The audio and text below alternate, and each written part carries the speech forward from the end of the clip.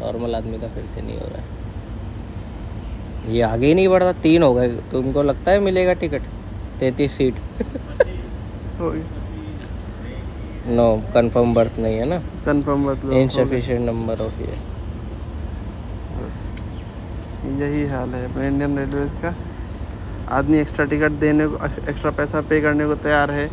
सब कुछ कैंसिलेशन का भी पॉलिसीज़ चेंज कर दी हैं सब। हर जगह पैसा चाहिए, धांधलेबाजी हर जगह है। और एक आदमी का टिकट नहीं हो पा रहा है। सिंगल सीट हमें चाहिए बस।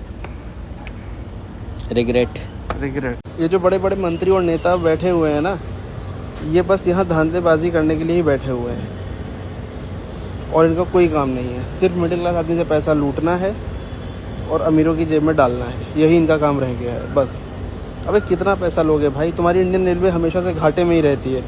और सबसे बड़ी जो उसकी बात है, सोचने वाली बात, कि आपकी सीटें वैकेंट नहीं रहती हैं ट्रेन में। आपकी ट्रेनें कम्प्लीटली फुल चलती हैं। इवन वेटिंग और जनरल सब धसाधस भरा रहता है, लेकिन आपका रेलवे हमेशा घाटे में चला।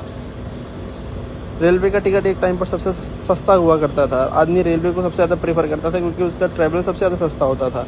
आज की डेट में आप उठा के देख लो, रेलवे का और बस का फेयर ऑलमोस्ट बराबर हो गया। इवन कई केसेस में बस सस्ती पड़ जाती है और रेलवे महंगा पड़ जाता है। भाई ऐसा क्या मतलब कि आप फैसिलिटी दे रहे हो रेलवे में जो इतना आपका फेयर बढ़ गया? वंदे भारत और तेजस, ये जो बड़े बड़े मंत्री और नेता बैठे हुए हैं ना, ये बस यहाँ धांधलेबाजी करने के लिए ही बैठे हुए हैं और इनका कोई काम नहीं है। सिर्फ मिडिल क्लास आदमी से पैसा लूटना है और अमीरों की जेब में डालना है, यही इनका काम रह गया है बस।